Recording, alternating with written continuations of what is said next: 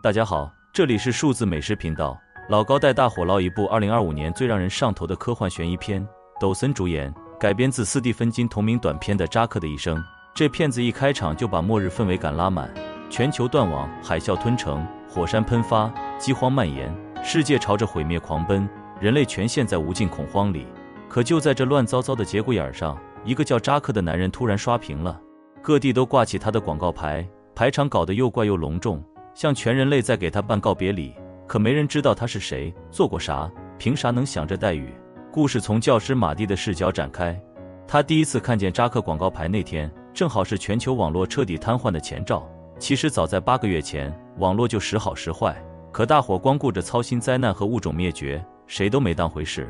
马蒂的前妻戈登更崩溃，她是市属综合医院的护士，这几个月忙得像个殡葬员，医院里的死亡人数天天往上涨。这天，同事胡子哥突然冲过来八卦：“你看见没？玛丽露刚跟她前夫手牵手走了。”要知道，这俩人当初离婚闹得鸡飞狗跳，现在居然和好，大伙都看傻了。胡子哥忍不住问戈登：“你说现在是离婚率高还是结婚率高？”戈登想都没想就说结婚率，离婚流程要等6个月，结婚证一张纸1个小时就搞定，这时候谁还耗得起？戈登越想越不踏实，给马蒂打了个电话。马蒂一边走一边接，认真听着戈登倒苦水，还跟他聊宇宙演变、人类发展，慢慢化解他心里的虚无感。虽说俩人离了婚，感情却没断。聊着聊着，马蒂走到一处楼梯间，尽头有扇锁着的门，他眼神复杂的看了半天，终究没靠近。挂电话前，俩人都提到了扎克的广告牌，俩人大眼瞪小眼，谁都不知道这不到40岁，看着像普通会计的男人，为啥突然成了全民纪念对象。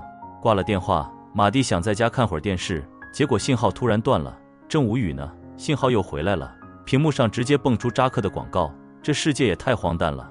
可第二天，马蒂还是得照常去学校上班。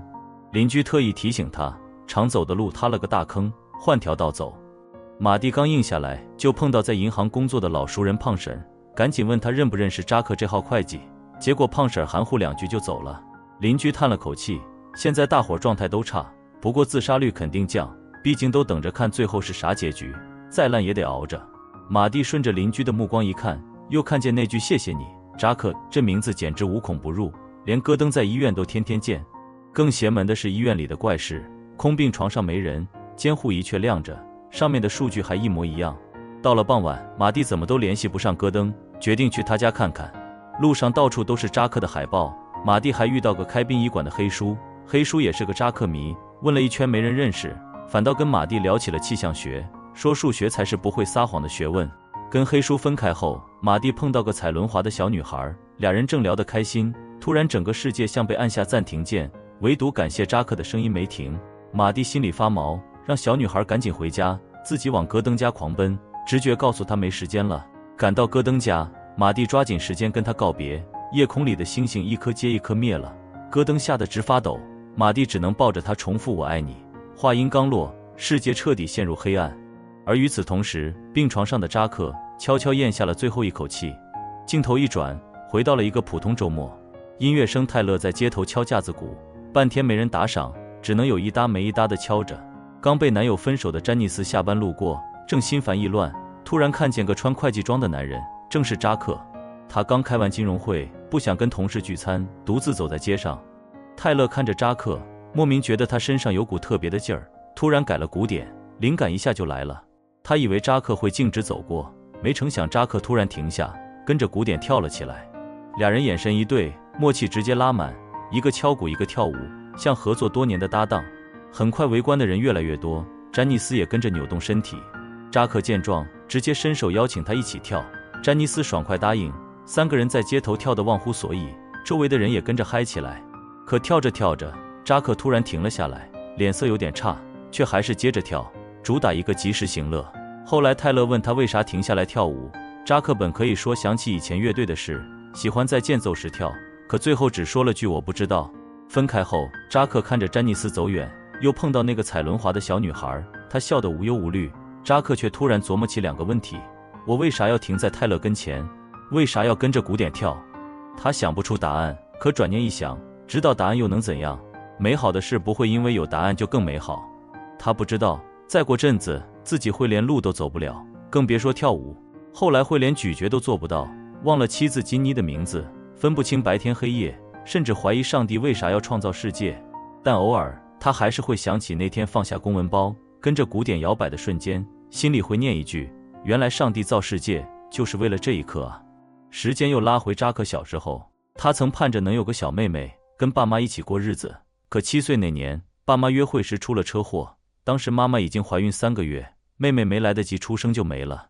扎克跟着爷爷奶奶生活，爷爷沉浸在悲痛里，天天喝酒算数学，说数学不撒谎。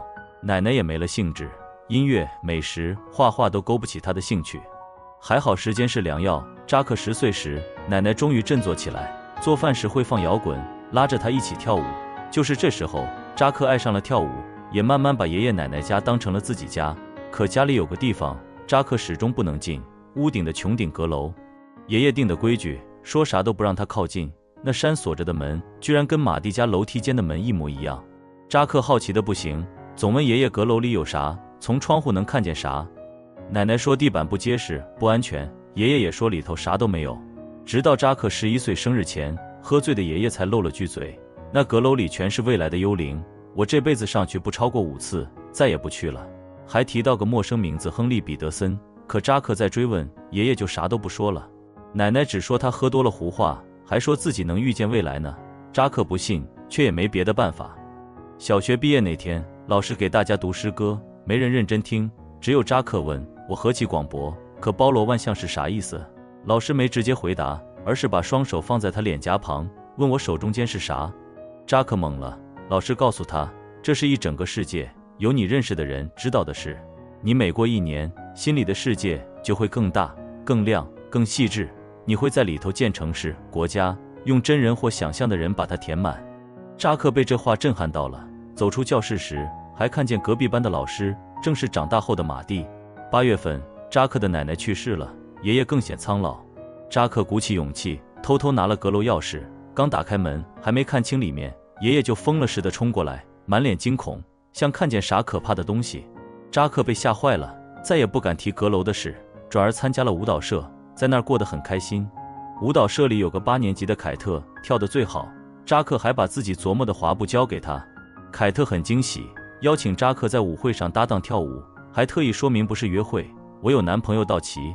扎克犹豫了，他比凯特矮1英尺，怕被人笑。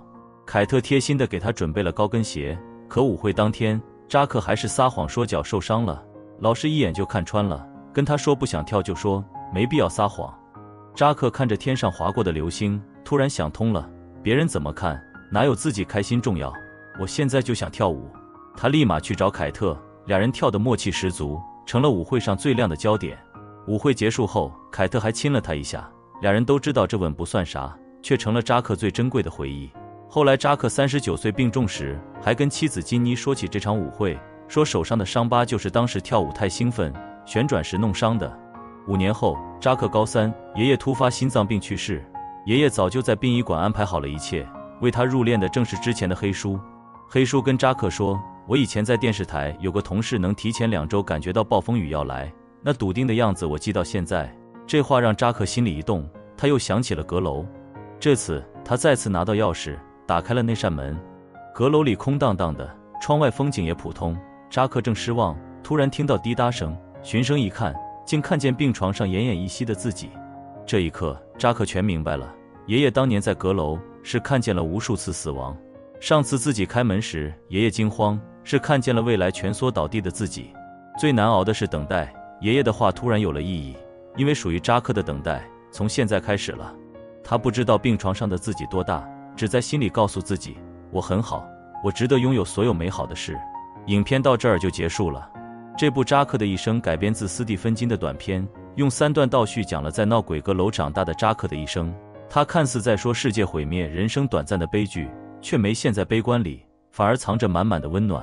开头可能觉得剧情琐碎、风格乱，可当末日广告牌上的谢谢你，扎克跟童年阁楼的预言对上时，你会突然惊呼，原来影片把人生走马灯这个濒死概念，变成了一个人就能构建整个宇宙的宏大命题。片中每个角色都是扎克生命的碎片，他的死亡就是整个世界的崩塌。看完扎克的一生，总觉得心里像被温水浸过，它明明裹着世界毁灭的沉重外壳，讲的却是如何活好当下的轻盈内核。改编自斯蒂芬金的故事果然自带这种悲中藏暖的魔力，让人笑着笑着会沉默，沉默着又会忽然想起自己生活里的某个瞬间。影片最妙的是把末日和人生拧成了一股绳。开头全球灾难频发，扎克广告牌刷屏的设定像个荒诞的悬念钩子，所有人都在猜扎克是谁，直到剧情倒叙着铺开他的童年、少年、成年，才忽然懂了。所谓全民纪念扎克，哪里是纪念一个具体的人，是纪念他生命里那些不管不顾的快乐啊！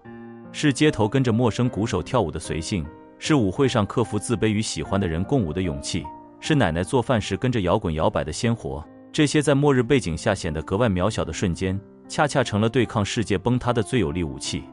最戳我的是扎克面对预知死亡的态度，从童年阁楼里看见未来病重的自己，到成年后明知生命会走向痛苦的终点，他没陷入焦虑或摆烂，反而把那些不确定变成了要珍惜的理由。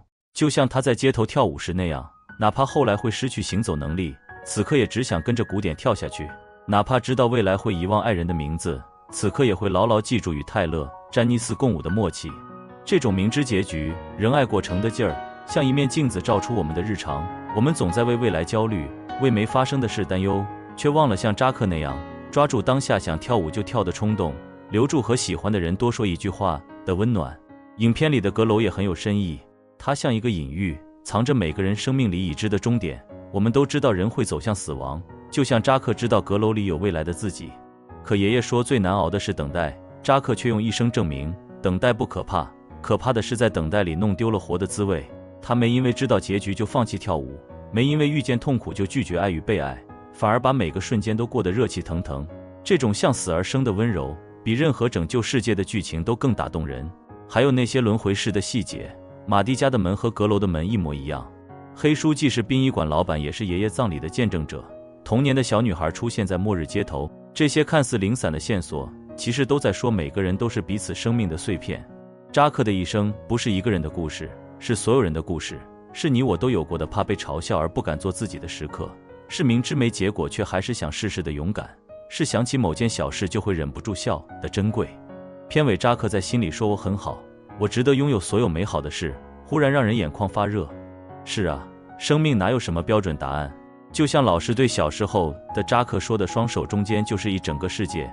我们每个人心里都有一个世界，装满了自己的快乐、遗憾、勇气。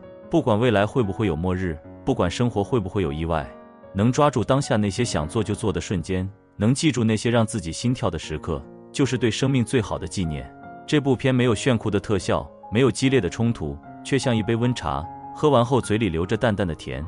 它让我明白，所谓人生的意义，从来不在宏大的目标里，而在那些不管不顾的热爱里，在那些说不清楚为什么但就是很开心的瞬间里。就像扎克记住了街头跳舞的鼓点，我们也该记住自己生活里的鼓点，可能是清晨的一碗热粥，可能是朋友突然的一个拥抱，可能是加班后抬头看见的星星。这些碎片凑在一起，就是属于我们每个人的值得被纪念的一生。也难怪这部片能拿下第49届多伦多国际电影节人民选择奖，看完真的会忍不住琢磨自己的人生，到底什么才是值得记住的瞬间。今天的老高就说到这儿，喜欢科幻悬疑、斯蒂芬金作品的观众们，别忘了点赞、收藏、订阅数字美食频道。下期电影解说接着聊，再见。点个关注哦。感谢宝子观看，要记得按时吃饭哦。拜拜。